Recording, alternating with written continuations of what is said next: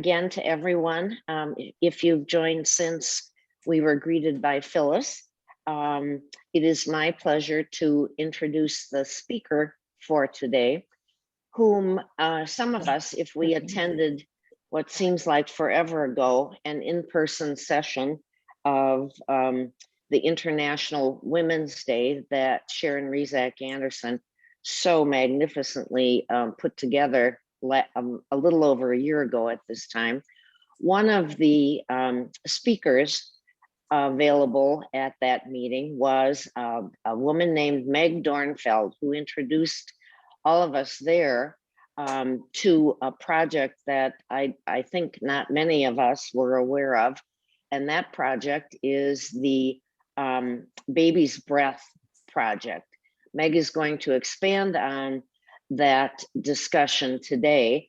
Meg Dornfeld herself is a retired RN from the NICU at Children's Hospital of Minnesota in Minneapolis, and she taught the neonatal resuscitation program to medical personnel in Minnesota for 28 years and has taught both the medical personnel and midwives in Guatemala since 2008.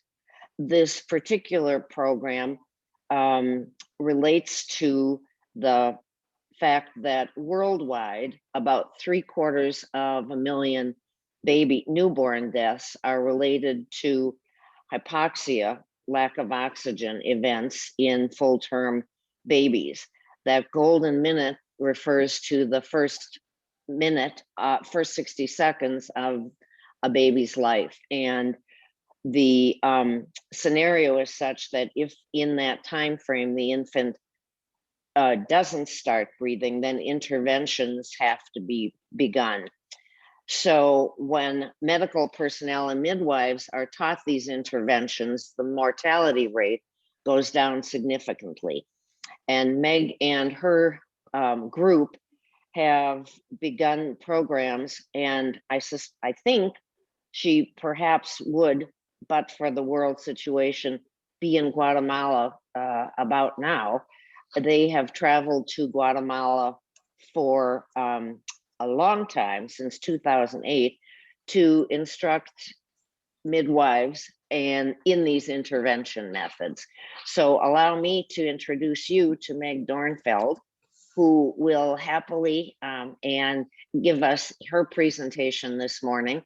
May I remind you that if you have any questions that you would like answered, please use the chat function, and I will monitor those and will present those to Meg at the end. So thank you so very much. Here's Meg. Thank you, Judy. I am very honored that you asked me to be your speaker today. Welcome, everyone. I have prepared a PowerPoint for today's presentation. Hopefully you will be entertained by these slides rather than having to look at me for the next 40 minutes.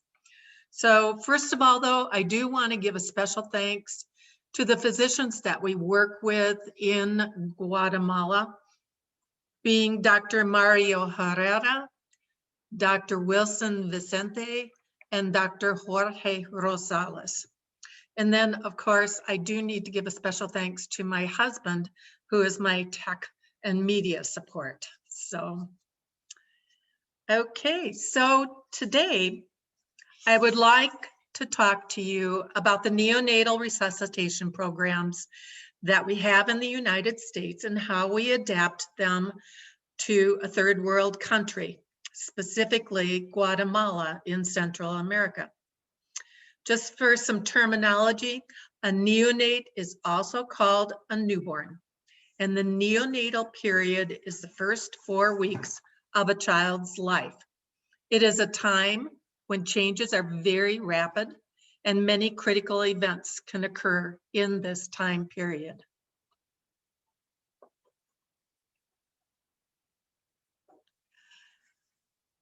So the golden minute refers to the first 60 seconds of a baby's life. So what do we mean when we talk about the golden minute?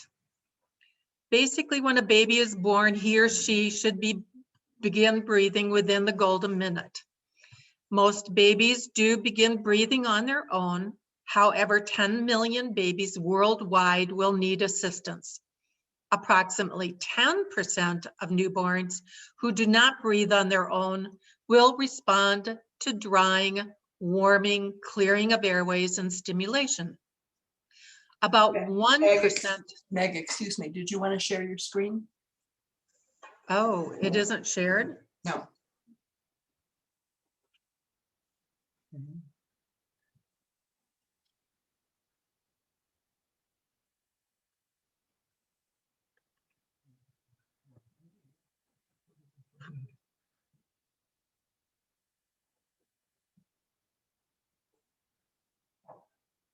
Okay.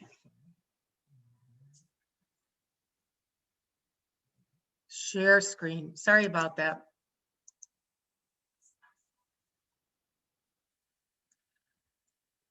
Great, thank you.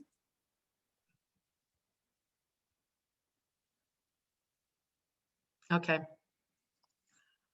So about 1% of non-breathing babies will need advanced methods of resuscitation, such as compressions and medications.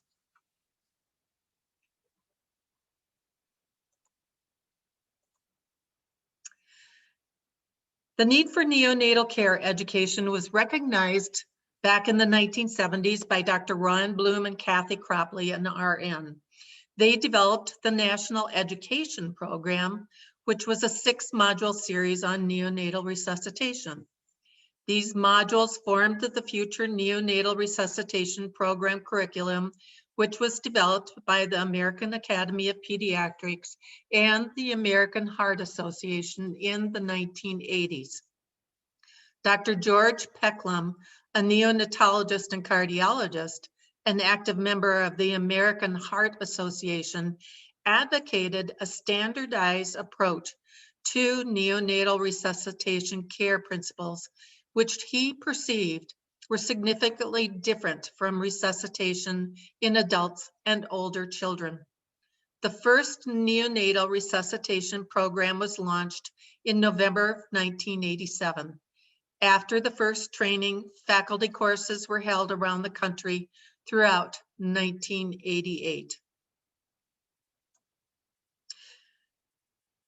Within a year, NRP, or Neonatal Resuscitation Program, had reached 48 states and Canada with 184 national faculty and 876 trained hospital-based instructors. The program continued to expand in the US and internationally.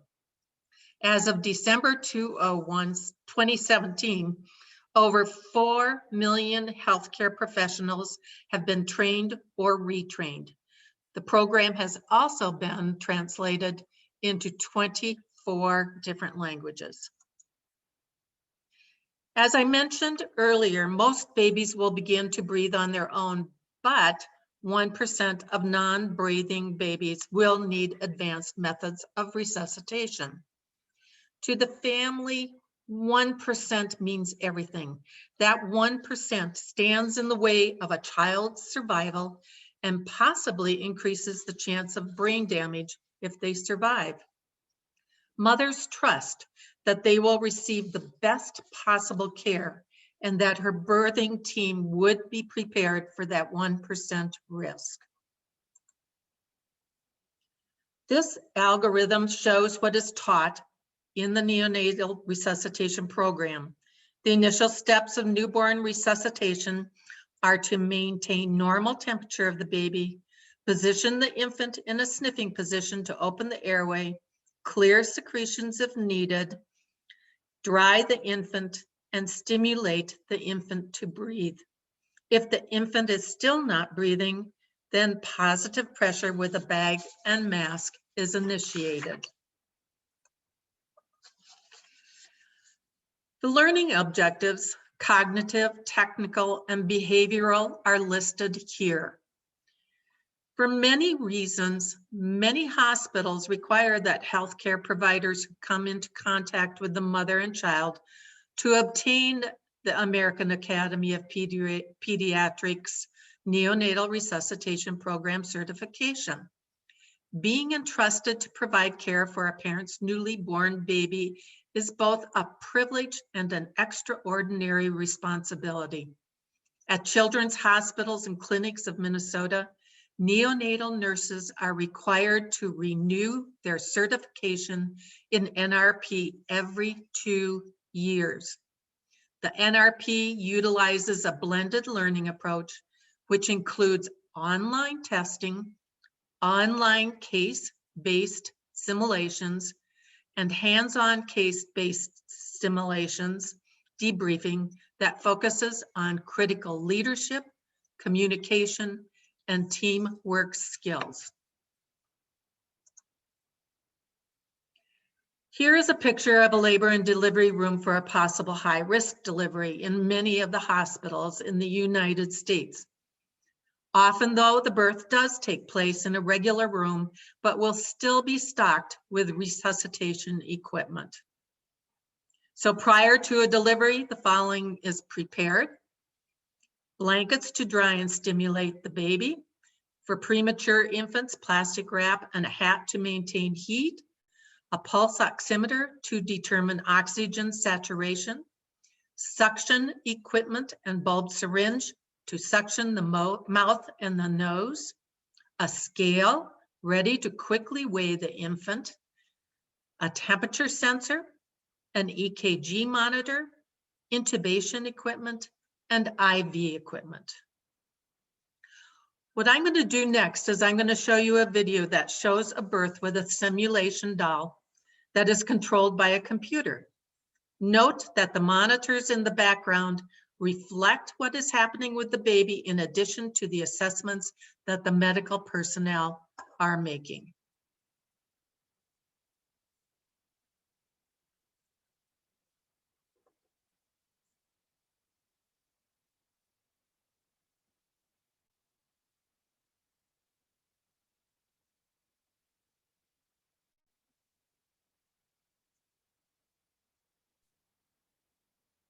Meg, we're not getting audio.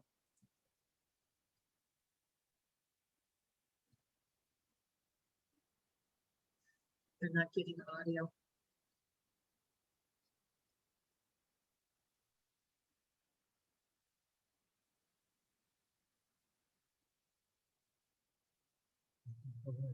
What? I know, but what about that one?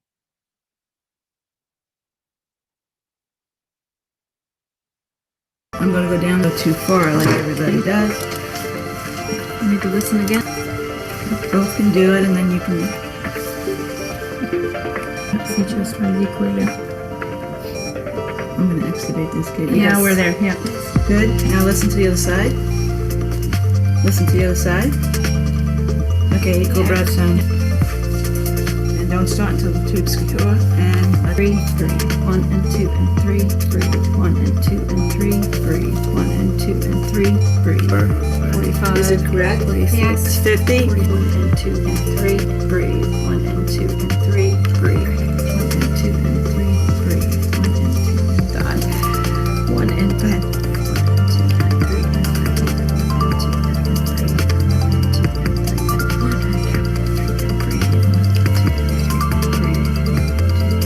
3 and breathe. 1 and 2 and 3 and breathe. 1 and 2 and 3. Rest and 2 and 3 and breathe. Sensors and breathe. It's going up to 130. And you go up. Focusing on the chest. Right. Needs to scale up.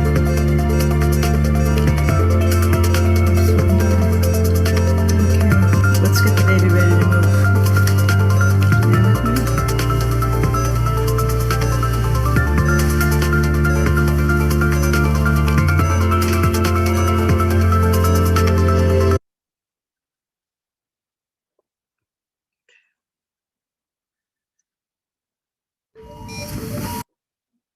I want to go to the next slide.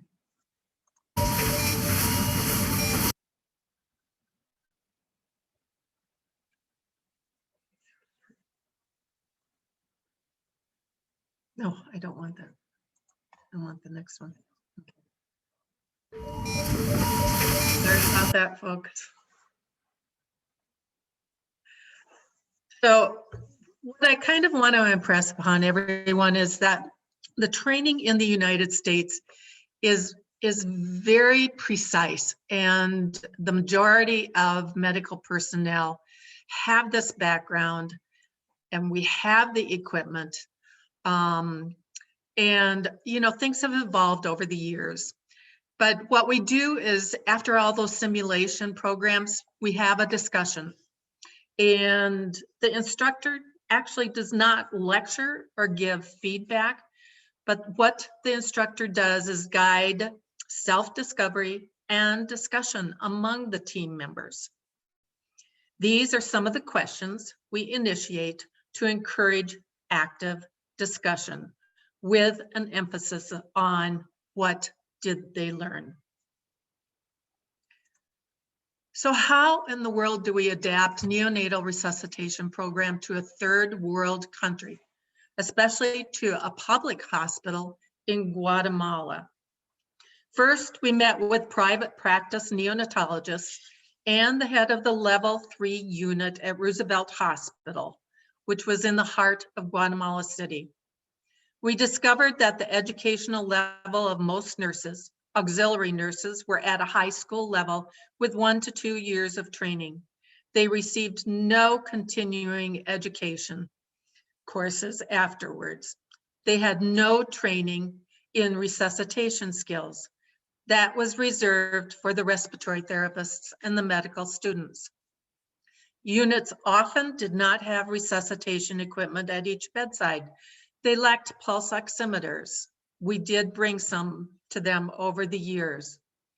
Terry Teagarden, a nurse from Children's Hospital, was living in Guatemala at the time doing mission work. She also was the co-founder of our nonprofit organization, Baby's Breath Project. She visited the unit a half a dozen times and observed the nurses while working. Neonatal resuscitation program books were available in Spanish and brought to Guatemala by various people over the next year. We taught using a slideshow in Spanish that was developed for the neonatal resuscitation program. We also provided worksheets that had the slide and a brief explanation in Spanish. After each chapter in the workbook or lesson, we had stations throughout our teaching area for the hands-on practice. We gave them oral exams rather than written.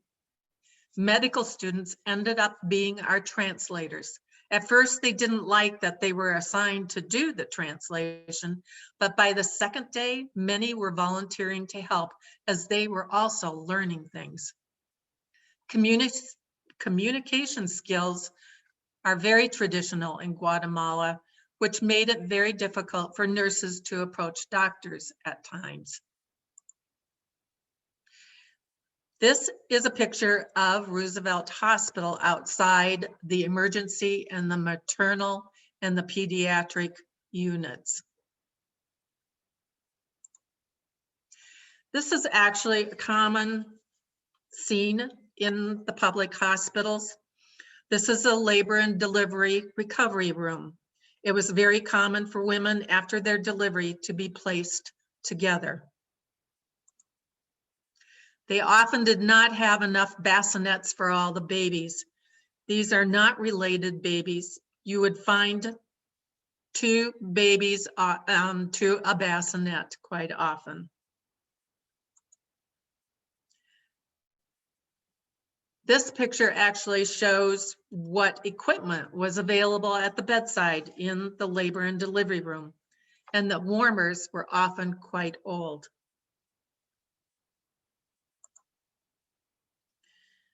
This picture shows one of the nurses giving medications. Both Roosevelt Hospital had a level 2 and level 3. The units were quite crowded and equipment was often scarce. The level 3 nurses had more training and were more familiar with medication administration, but they still lacked assessment skills and some common practices. This is the level 2 of the NICU. Very little equipment was available for resuscitation or monitoring of the oxygen saturations in this and other rooms. Often nurses were assigned 8 to 10 babies each. They were responsible for bathing, changing diapers, and feedings. They had no idea how to use a stethoscope or to make respiratory and cardiac assessments. This is just a picture of a premature baby that had a high bilirubin count and was put under some lights. Our first classes started in the basement of the hospital. We followed the NRP curriculum, which was taught at that time with the slides. Again, each participant was given a handout of the slides and space for notes. We had a presenter in front along with a translator that discussed the content of each slide. We had the medical students translating for us, but 1 year Abbott Laboratories supported our organization and provided us with a hotel conference room, meals, and professional translators. These are the lessons in the NRP program, and they were taught over the course of 2 days. Each lesson was discussed afterwards, and if hands-on training was required, they went to one of the setups. We did administer written multiple choice tests, which they then self-corrected. Our basement classroom was quite primitive, but we utilized the space the best that we could. In addition to NRP, we developed additional programs, especially on infection control. After we observed their routines, we offered recommendations and wanted to alert them to the importance of hand washing. In one unit, everyone shared a bar of soap and 1 towel. In these pictures, we are showing areas of their hands that were missed after we asked them to wash their hands. The box and the black light pick up the areas that are missed. There was 1 nurse and 1 translator at each of the tables or warmers. We would give them the opportunity to practice the skill they just learned. In the neonatal resuscitation program, nurses were not only taught how to give breaths with a bag and mask, but also to do cardiac compressions. And then these are just more pictures of learning the techniques. And at the end of their training, they received a certificate stating what courses they had completed. I will never forget their attitudes. They were like sponges and were so eager to learn. We taught over 400 nurses from 26 different hospitals over the course of 5 years. Not only did we donate educational materials to the people who attended our training sessions, but also equipment to the neonatal intensive care units. We were also instrumental in donating equipment to their milk bank, which opened in 2010. Over the course of 4 years, we also brought 3 of their physicians to Minnesota.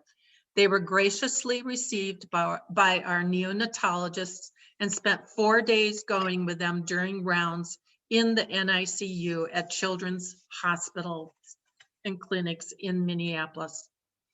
For a few years after we taught at Roosevelt, some of the physicians continued to provide more classes to further educate their nurses. In 2012, our focus changed. A new course had been developed a few years earlier called Helping Babies Breathe, which I became trained in. This curriculum focused on hands-on practices and visual aids in order to teach third world birth attendants or midwives some of the current hospital-based objectives during deliveries.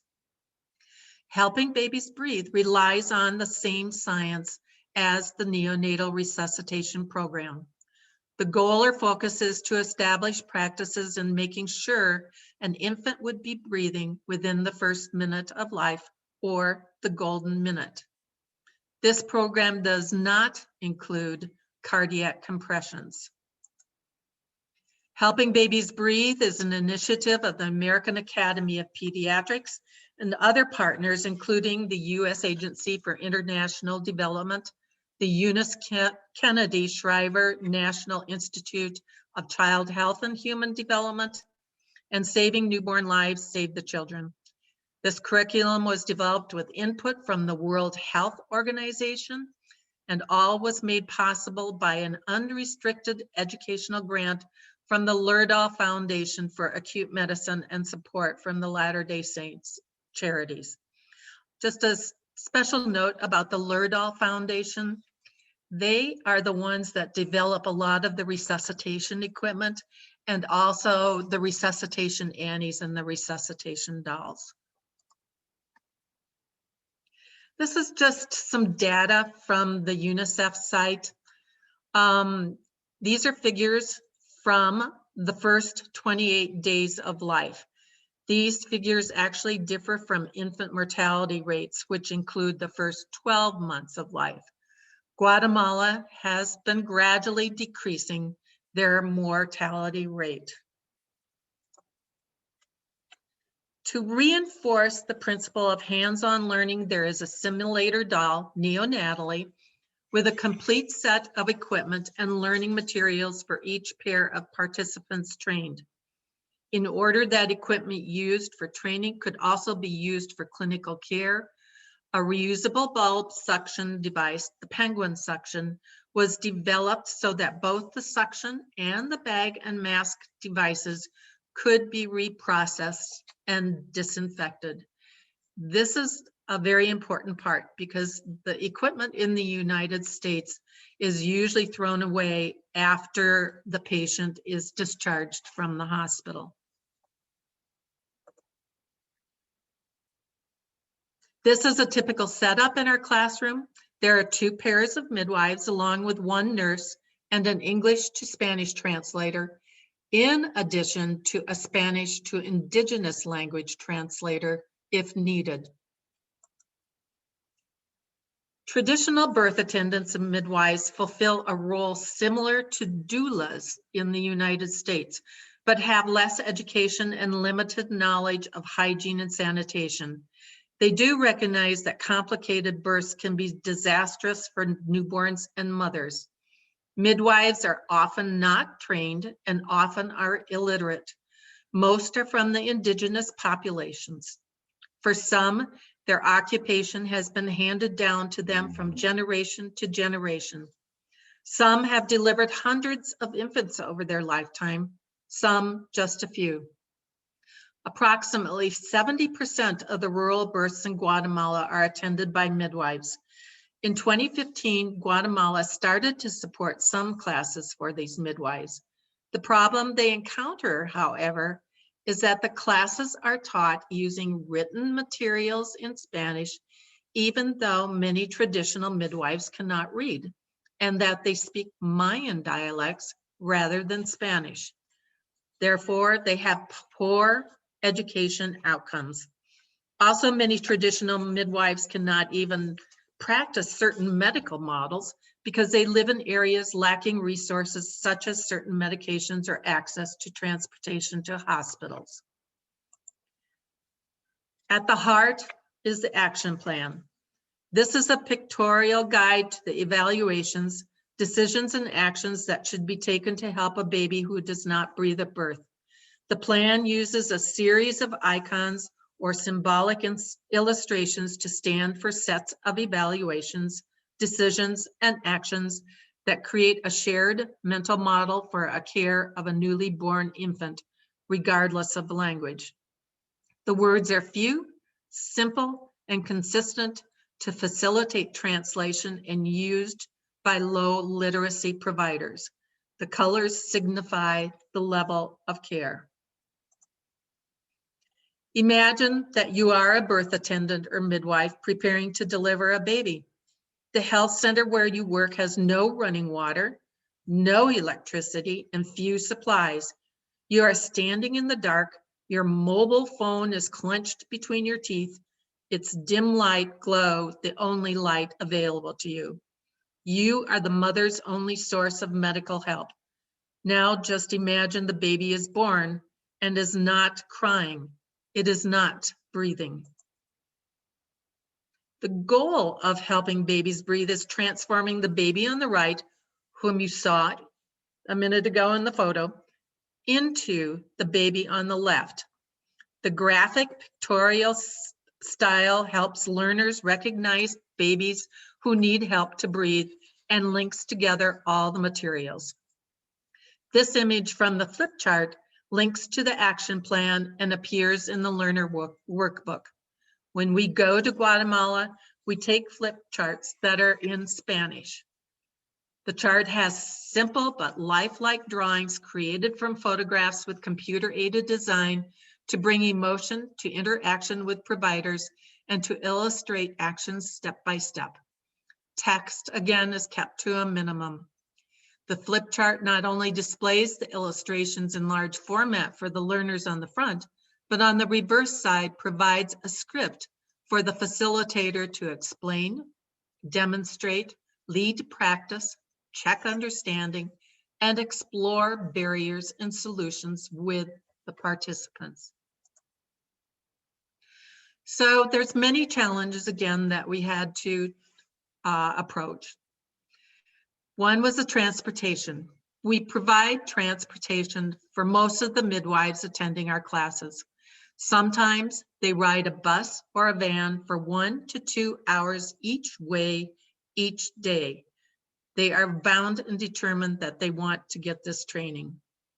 Midwives are women of respect in the community, and our focus is to partner with them. Our emphasis is on sharing information, not telling them what to do. They have a lot of knowledge about taking care of the mother. Yes, we do have the knowledge about taking care of the infants.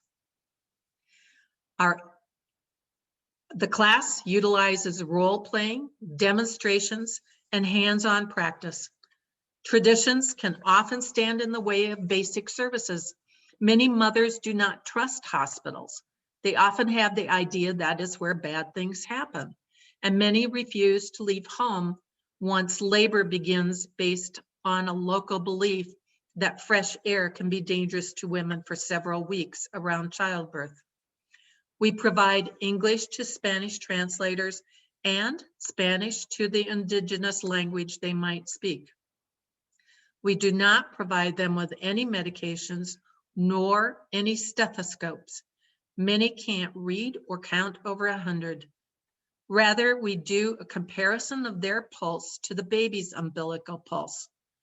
Many hospitals, medical personnel do not respect midwives, no matter what background they might have. One of the midwives we taught a few years ago delivered a baby boy who was not breathing at birth. The midwife gave him a few breaths with the bag and mask, and the baby started to breathe. The midwife accompanied the parents and the baby to the hospital, and the medical personnel refused to believe that the midwife had saved the baby. But once the father spoke up and described what she did, they acknowledged that she truly had provided the best care and had saved the baby. At the end of the 2-day program training, we give each of the midwives a backpack that has almost all of the equipment that they practiced with. Prior to starting the class, we practice with the penguin suction device. Right here is one of our translators on the left and one of our nurse practitioners on the right. Each step is talked about, and then we demonstrate the skill in front of the whole group. Afterwards, each nurse works with a small group of midwives, and they are given time to practice a new skill. Preparing for a birth involves quite a few steps. First, it's necessary to find out who is accompanying the mother, whether they have a cell phone in case an emergency arises, and if the midwife needs help, will they help? One thing that is in place in Guatemala is a perinatal mother and infant emergency plan for each family. Generally, the midwife and the family have discussed this before the delivery. The room needs to be warm, windows and doors are closed. And if there are animals scurrying around, which there could be, they are shooed out of the room. We teach a certain hand washing technique. Often the baby is delivered in the home bed and the baby is laid upon the mother's abdomen or beside her. But we want them to be aware that they might need a table or space where they need to assemble all their supplies and equipment and check the equipment before the birth, and also possibly place the baby on the table for advanced care. This is a picture of washing our hands before the birth. This one shows the midwife checking that they have their supplies and that the equipment or the bag and mask will function correctly. The first part we practice from the action plan is a routine delivery. Since our practice babies can breathe and have an umbilical pulse, we encourage them to always see if the chest is rising. Not all babies cry immediately. We do recommend certain practices for stimulating a baby and which ones should not be done. For example, hanging the baby upside down and slapping it on its bottom. The baby should be kept warm. A baby's respiratory status will definitely be compromised if it gets cold. We practice cutting and tying the umbilical cord and how to do it using clean and sterile techniques. After the delivery, we encourage skin-to-skin care on the mother's chest. This picture shows practicing cutting the umbilical cord, and on our dolls, the practice cord actually snaps off. These are a couple midwives fulfilling the roles of being a mother, encouraging the breastfeeding. The golden minute. Some babies just need some stimulation, which can be accomplished by rubbing the baby's back while drying and rubbing the feet. Some babies do not cry because there are secretions blocking the mouth and nose.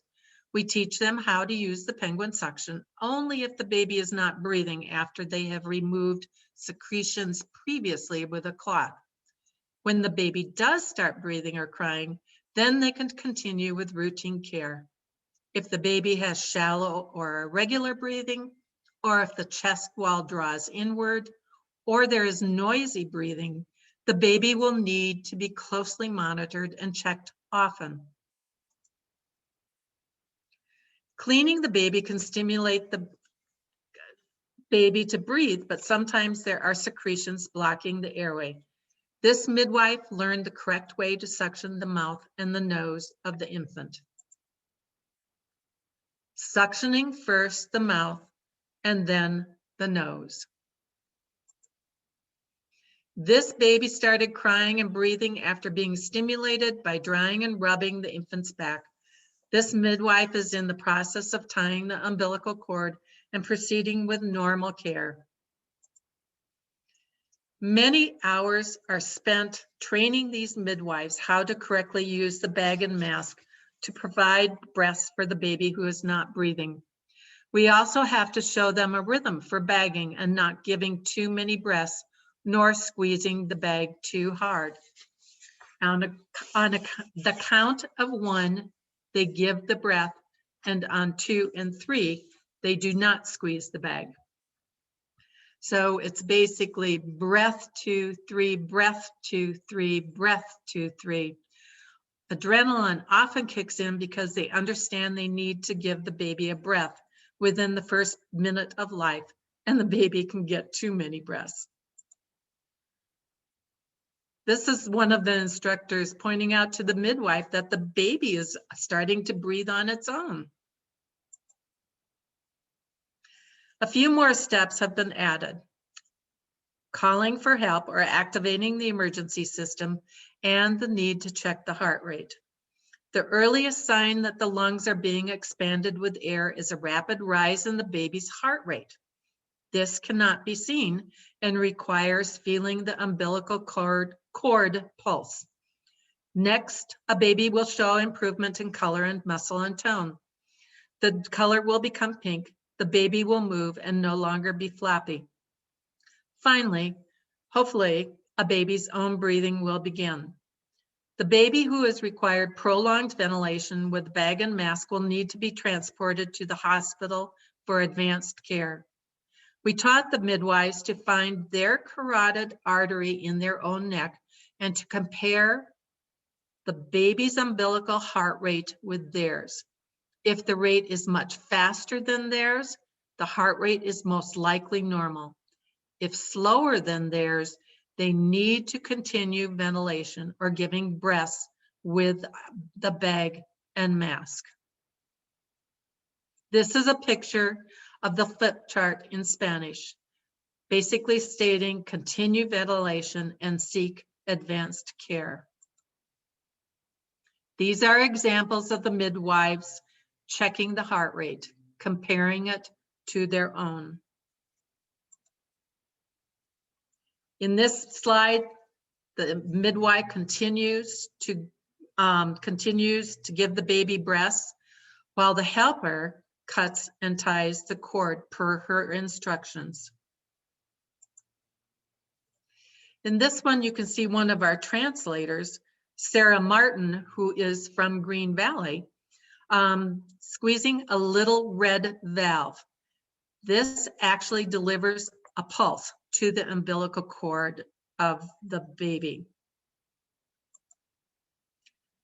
In this slide, the baby is being prepared for transportation to the hospital and requires at least two people. This midwife is transferring the baby to the outside waiting ambulance.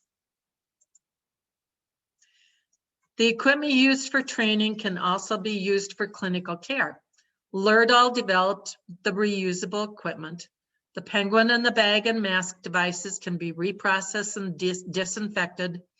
We teach them how to check the equipment, to ventilate the baby who is not breathing, and how to take apart the equipment to clean and sterilize.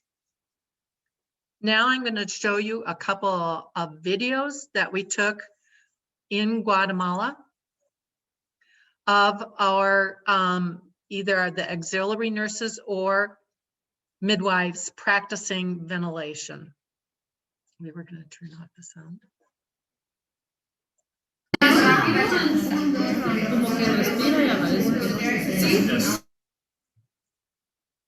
So basically, the midwife is, or the auxiliary nurse is giving the baby breaths, and she's trying to practice the rate. So 1, 2, 3, 1, 2, 3. And now what she has to do is find the baby's heart rate via the umbilical cord and compare it to her own. And it's what she says, it's faster than her own.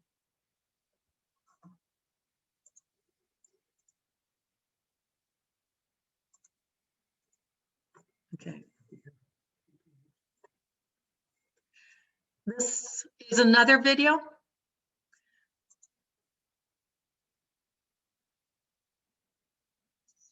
So the midwife is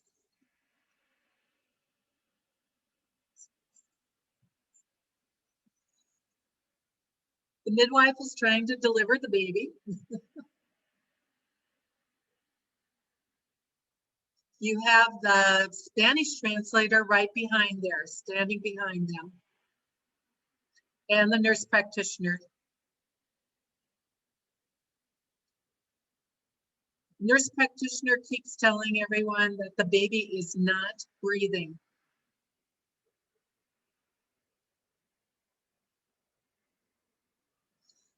The midwife first suctioned the mouth and then the nose. And the nurse practitioner is encouraging her to still stimulate.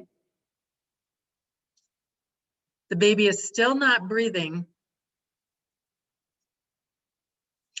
And she showed the sand timer, the 1-minute sand timer, to say, you don't have very much longer that you have to give this baby some breaths.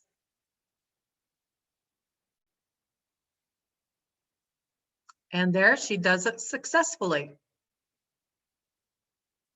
Now she's doing it a little bit more rapidly than we would really encourage, but eventually they start getting the rhythm. That's why we need to practice so frequently. We tested the knowledge of the participants with an oral exam as a competition between the groups of tables, which they thoroughly enjoyed. We realized multiple choice tests were very confusing for them, so we asked direct questions that required multiple answers. Also, a written test could not be administered as many of them could not read or write. Afterwards, each participant had a skill check covering the items on the slide.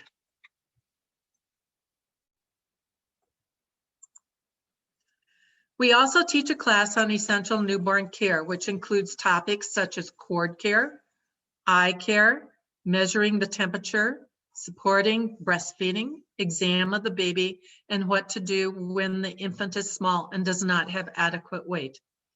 This midwife is reading a digital thermometer that we also give to all of the midwives. Since some of the midwives cannot read or write, we created a chart in which they can match the numbers and determine whether the baby is too hot, too cold, or just right.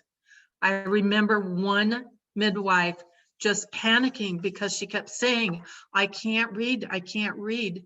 But once she found that she could match the number on the digital thermometer to a number that was on this chart, she was ecstatic. A lot of times, young ladies or babies will attend our classes also. These young girls, or the future midwives, were very impressed by what their mothers and grandmothers were learning. During our breaks, we would often come back to see them practicing the same skills as their relatives. After attending the 2 days of lessons and skill training, the midwives received a backpack with some of the essential equipment for birth. Everything is reusable and could be washed or sterilized.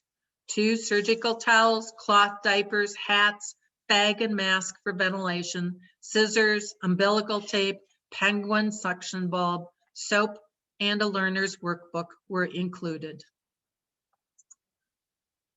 In 2012, we visited a nonprofit private institution called the Foundation for Integral Development, FOODIE.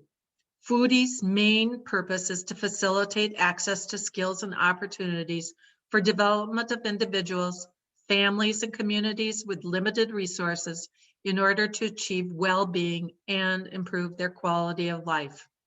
Their main focus areas are agricultural and livestock, a health center and school for health education, and technical and business training. Over the next 2 years, we established a relationship with them in order to promote the Helping Babies Breathe and taught our first class at FOODIE in February of 2014 to 38 midwives from 2 of the municipalities during that week. We continued to train midwives here through 2017. This is a picture of one of our January 2020 classes, which was also attended by firemen or EMTs. We taught near Antigua, Guatemala in a training center for women called Las Graveleas. Since school is not in session in January, we hold our classes there now. Not only do we teach there, but we also sleep and eat our meals there. We provide a morning snack and lunch for all of the people who attend our classes. From 2014 through January of 2020, we have taught over 450 midwives, traditional birth attendants, and EMTs. Our educational mission would not be successful without the RN instructors, neonatal nurse practitioners, and our translators. This was one of our 2020 teams. And again, this is one of our graduation classes. Right down here on the bottom is the name of our organization, Baby's Breath Project. We have an email address, babiesbreathgua@gmail.com. And our website is www.babiesbreathproject.org. Right now, what I would like to do, I have someone here with me, and I would like to introduce her. We have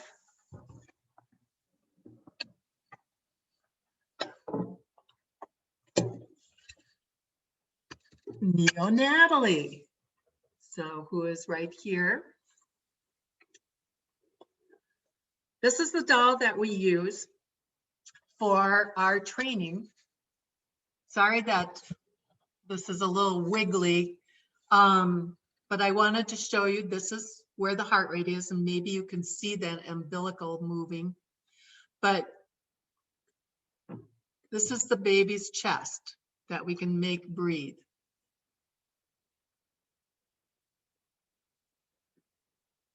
Okay. This is our sand timer. A lot of people don't have watches or clocks or anything, so we showed them how to estimate what the golden minute is like. This is our penguin suction that can be taken apart with all the secretions can be removed and then washed and sterilized. And then the bag and mask, which was demonstrated in some of the slides.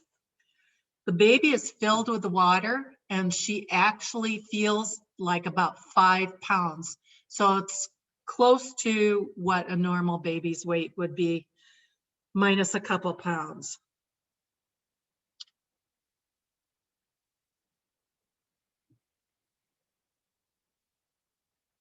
Ugh. Now she isn't going to work.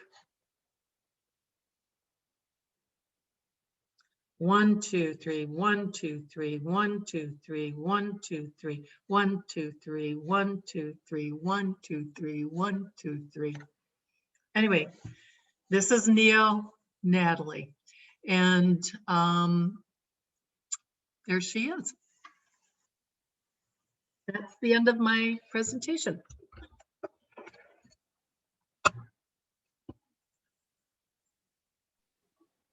Thank you, Meg. It's been mind-boggling. It's been wonderful. Thank you so very much. Thank you very much. We have just a few questions, comments. Sharon Rezak Anderson is interested in knowing whether the expertise that's used in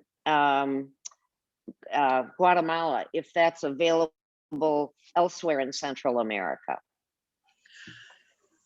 I'm sure there are a lot of other nonprofit organizations. I of course know a couple that are in Guatemala, but specifically, I do not know what the names of the organizations are, but I'm hoping that there are people that actually do go to Mexico and Central America. You probably could get an idea through USAID or actually through the American Academy of Pediatrics, the Helping Babies Breathe website. Because they indicate different countries that are being taught in. There's also a quick question about how can AAUW Green Valley help? Individual donations, or can we as a group? Or as a group, you can definitely give us donations. The website that we have actually has a donate button. Oh, that you can wonderful. also give through. So, Okay, and so then I remind everyone that this session is being recorded and that recording will be available when it's announced on YouTube. So should you care to individually participate, you can go there. And then there's just a last question. Some doctors rub a baby's chest with alcohol to make it gas. Is this okay? Ah. no. No, okay, all right, So, that was pretty definitive. well, and there's another story. There was one midwife that she would always put an onion underneath the baby's Oh, nose. good Lord. Okay, all So, right, no, normally if you're gonna do it, you just rub the baby's back. You don't want to really squeeze or put anything on the chest or the stomach or, okay, yeah, it's, all yeah. right. Okay, Meg, well, thank you so very much. For those of us who have always been a little skittish about anything to do with medical issues, I managed through the whole thing and learned a Oh, lot. good. Thank you. Okay. Thanks much, Meg. And now we'll turn it over to Phyllis.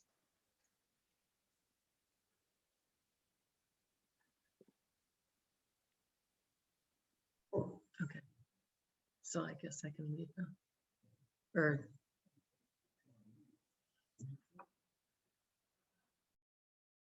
You need to unmute, Phyllis, please. Hi, and welcome back to the March 16th General Membership Meeting. I do want to remind you that the links for this program, which is being recorded, and other programs will also be available in the Valley View newsletter. Meg, thank you for such an enlightening program. I find it just very amazing at how they adapted the program in the US to third world countries. Very, very impressive. Okay, let's get started with our general membership meeting. First of all, I want to thank Annie Stitt for stepping in to her position as treasurer a few months early. It's very typical of this organization. When we have a need, somebody steps in and takes care of it. This is so typical, but thank you, Annie, for doing that. Another announcement I need to make is that the board voted on their board meeting on May 1st that we would keep our programs virtual through the end of 2021, that is through the end of December.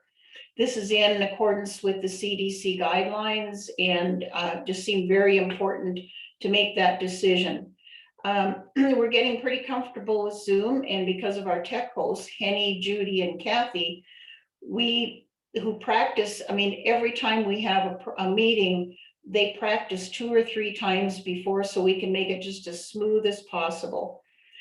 So we expect our meetings will, even though we're staying virtual, will stay just as informative and as interesting as always. Ann Bradford, who is our Honored Members Committee Chair, will be announcing the honored members recipients at the May meeting.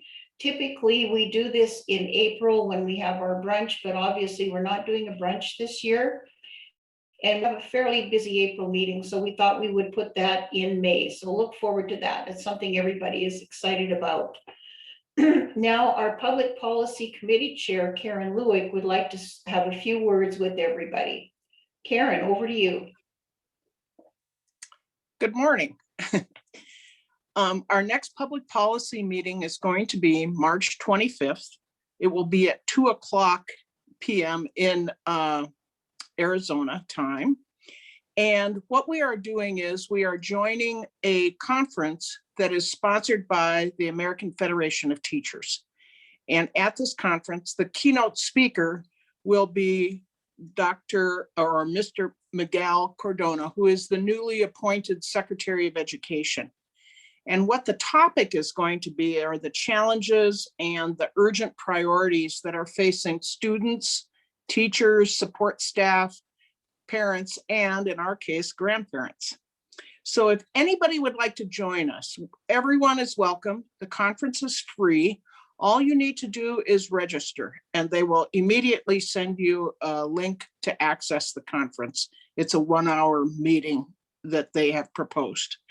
To do that, you go to sharemylesson.com, or if you would like, you can just contact me and I will help you get registered. So it's open to everyone, and I think it's a very timely and important topic. So thank you. Okay, Karen, thank you very much. Also, recently we had a public policy meeting and got the training for request to speak. If anybody is interested in more information, contact Karen. It's just a really, really invaluable program. Barb McAlpin is our membership vice president, and she would like to remind members that they can now renew their membership for 2020 or 2021-22. You can go to the website for the form to renew your membership, or you can watch in the Valley View newsletter coming out that the connections will be in there. Also, a reminder that Cynthia Surprise, our newsletter editor, has a deadline of this Saturday, March the 20th, to submit articles. So if you've got something you want in the Valley View, please get that to Cynthia as soon as possible. We had such a successful Luna Fest. It was very, very interesting and amazingly well done. I'd like to turn things over to Susan Kirk now, who will give us a final wrap up on Luna Fest. Susan. Hi, everyone. Good morning, or well, here it's afternoon, but good morning to all of you in Arizona. Yes, indeed, our Luna Fest was a great success. Just give you a little rundown of the finances. The raffle and donations proceeds totaled $4,778. The ticket proceeds $1,974. So the total was $6,752. And I think maybe there's still a few more donations coming in, but so it's close to $7,000, which is close to what we normally make when the Luna Fest is in person. So we're very pleased. Next year, a lot of people commented to me after Luna Fest that they liked watching the films virtually.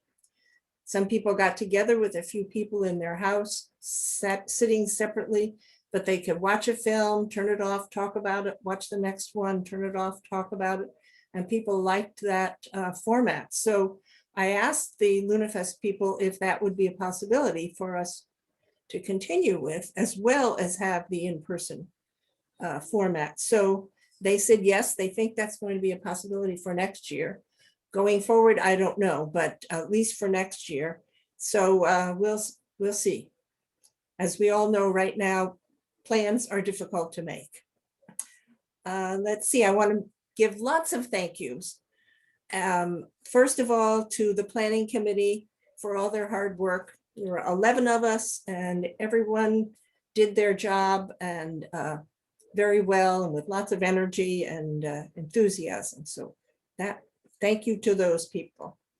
And thank you to all of you all members who participated by buying tickets. Several people bought tickets, not just for themselves, but for daughters, granddaughters, daughters-in-law, friends across the country. And so that's why even though we only charge like about half of what we charge for an in-person Luna Fest, we still did quite well on ticket sales. And a big thank you to all of those members who made very generous donations. We had lots of donations and several very generous donations just to the scholarship fund. So we should be able to do at least 2 scholarships this year, when we were thinking we'd have to scrap the whole scholarship program for the year. So kudos to all those people. Now comes my commercial. I'm looking for someone to co-chair with me for Luna Fest for next year, with the recognition that they would be the chair the following year. So next year could be a learning experience, and this person and I could work together on it. And the following year, I get to take off. I'm sure I would be on the committee and do some parts of the program, but I've done it for 7 years, and I think it's time for maybe one of you younger members to learn the ropes and take it over. So everybody, thank you all for your participation, and please let me know if you'd be interested in being co-chair with me next year. Thank you. And thank you, Susan, for all the work that you did this year and the past 7 years. It's something that we all look forward to. You're amazing, a hard act to follow, but it's nice that whoever wants to begin to take it over has a year to work under you and learn the ropes. And now we have the pleasure and duty to elect our new Green Valley AAUW board for the 2021-22 year. The nominating committee presented their slate to the board, and that slate was approved by the board on February 1st and presented to the general membership on February 16th. I will now present the name of each candidate and ask if there are any other nominations from the floor. If you have someone whom you would like to nominate, please unmute yourself and call out that name, and it will be duly noted. Our first nominee is Marie Corey for co-president. Are there any other nominations for co-president from the floor?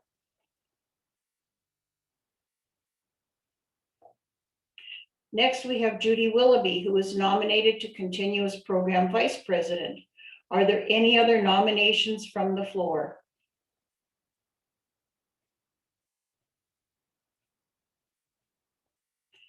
Phyllis Debertine, myself, is the nominee for program vice president-elect.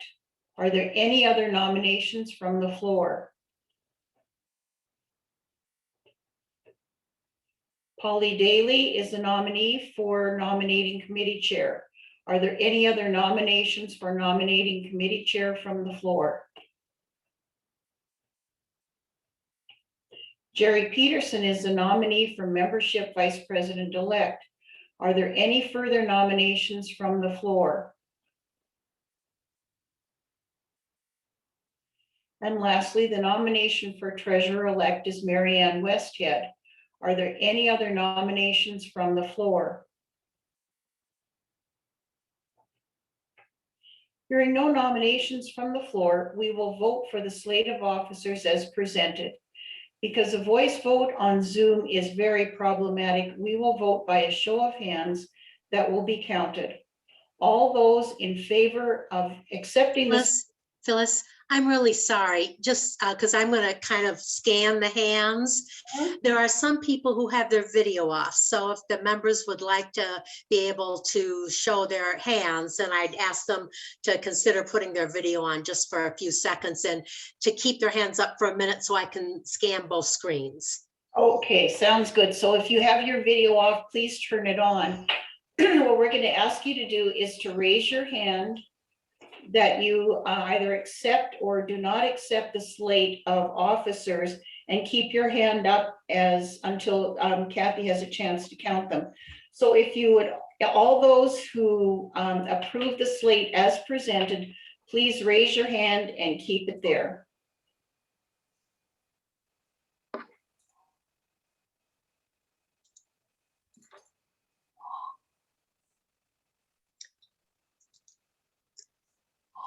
Great, it's unanimous. Okay. Then there are no opposed, and so I would like to now introduce you to your board members for 2021-2022. Marie Corey, co-president. Judy Willoughby, program vice president. Phyllis Debertine, program vice president-elect. Polly Daly, nominating committee chair. Jerry Peterson, membership vice president-elect.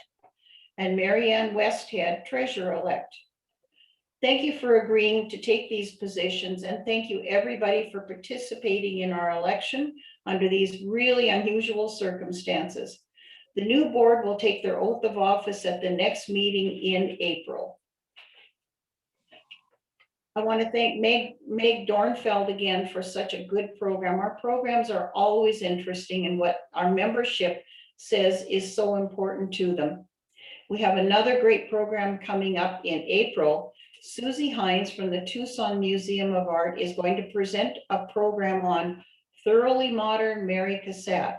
She has done this presentation virtually previously and is very comfortable with this format. So it should be a fun and interesting program. Again, thank you to Henny, our tech support for our tech host for this meeting.